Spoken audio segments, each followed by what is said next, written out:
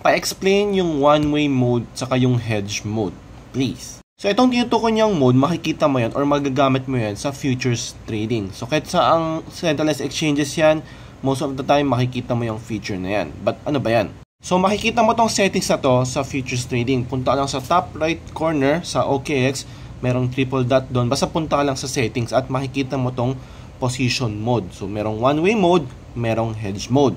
So, explain ko muna yung one-way mode kasi ito yung default mode ng mga users, no?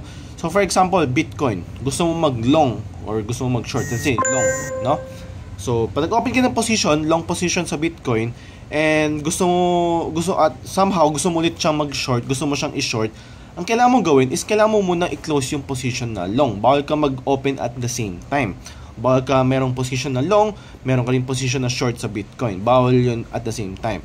So, ang gagawin mo, kailangan mo muna i-close yung long bago ka mag-open ng short.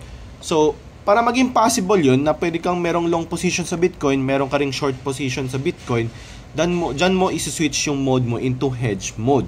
So, pag nag-on yung hedge mode mo, pwede ka na simultaneously meron kang long, meron kang short sa isang token.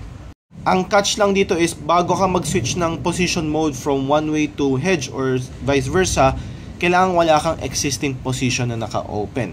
So, hindi pwede yung meron kang current existing na long position sa Bitcoin and gusto mo i-switch sa into hedge mode, bawal yun. Kailangan mo muna i-close yung long position mo saka ka mag-switch to hedge mode.